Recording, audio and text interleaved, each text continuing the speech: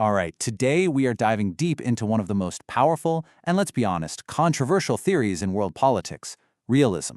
It's a way of looking at the world that tries to explain why countries do what they do, and its answers, well, they can be pretty grim, but you could also argue they're more important now than ever before. So, to really get realism, let's just start with a simple question. Imagine there's no global 911. No one to call, no higher authority to step in and enforce the rules. What do? What if your neighbor starts stockpiling weapons? How do you make sure you're safe? This very problem, this basic question of survival, is where realism begins. In the world of international relations, that idea has a name: anarchy. Now, this doesn't mean riots and chaos in the streets, not at all. It just means there's no world government, no power higher than the countries themselves. It's what we call a self-help system. Every country has to look out for number one. And this one idea? It's the key to, well, everything we're about to talk about.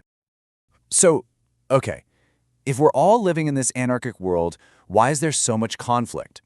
The very first school of thought, what we call classical realism, has a pretty direct answer. It says, don't look at the system for the answer. Just look in the mirror.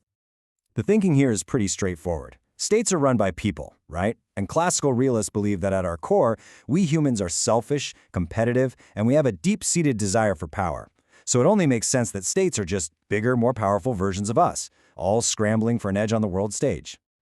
And, there's this one quote from Hans Morgenthau, he's a huge name in this field, that just nails the entire theory.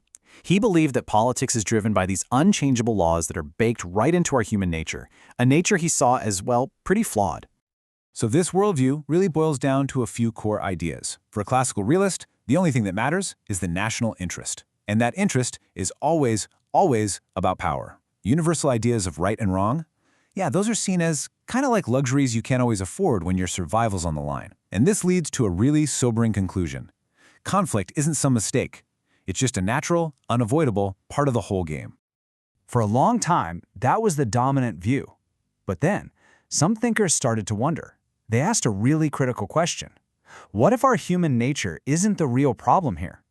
What if even good, peaceful countries are kind of forced into conflict, not by who they are, but by the very structure of the international system they're stuck in?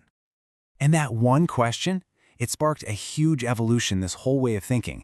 It's called neorealism, or you'll also hear it called structural realism. And this wasn't just a small tweak, it was a massive shift that completely changed the conversation. So what's the big, game-changing difference? It's right here. Neorealism basically says, hey, let's take human nature out of the picture for a second. It argues that the real cause of conflict isn't that leaders are greedy or evil, it's that the system, that anarchic system with no world police, forces them to compete for power, just to stay safe. In other words, don't blame the player, blame the game.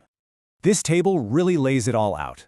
Classical realists like Morgenthau looked at individuals and states, but neo-realists like Kenneth Waltz zoomed out and looked at the entire global system. But look at that last row. This is so important. For the old school guys, getting power was the prize. For the neo-realists, power is just a tool. It's the necessary means you need to get to your real goal, which is just security, just surviving in a very uncertain world. Okay, but here's where it gets even more interesting. Even inside this new school of thought, a huge debate pops up. If you need power to be secure, just how much power do you actually need? And the answer to that question basically splits neo-realism right down the middle. On one side, you've got the defensive realists, led by guys like Kenneth Waltz. They say states should only want enough power to feel safe. If you get too greedy and try for too much, you'll just scare everyone else, and they'll team up against you. But on the other side are the offensive realists, like John Mearsheimer. Their logic is, the only way to be truly 100% safe is to be the biggest, baddest player on the block. The ultimate goal for them is dominance, because that's the only real guarantee of survival. All right, so we've seen how realism offers this really powerful, maybe even kind of dark explanation for conflict. But is it the whole picture? Let's be honest, probably not. So let's take a critical look at some of the big arguments against this whole way of thinking. For starters, a lot of people just say, wow, that's way too pessimistic. Realism has a really tough time explaining why countries cooperate so much, through things like the United Nations or the European Union. It doesn't have a great answer for the explosion in global trade, the rise of human rights, or the power of groups that aren't even countries, like big corporations or global activist movements. By focusing so much on military might, is it missing what's really going on? So, at the end of the day, here's the takeaway. Realism is an absolutely essential tool. If you want to understand why big powers clash and go to war, it is one of the sharpest lenses you can possibly use.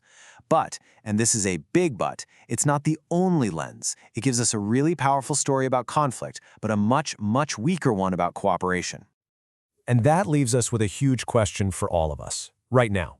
When we're facing these massive global problems that no one country can fix on its own, we're talking climate change, pandemics, you name it, is a theory that's built on self-interest and rivalry.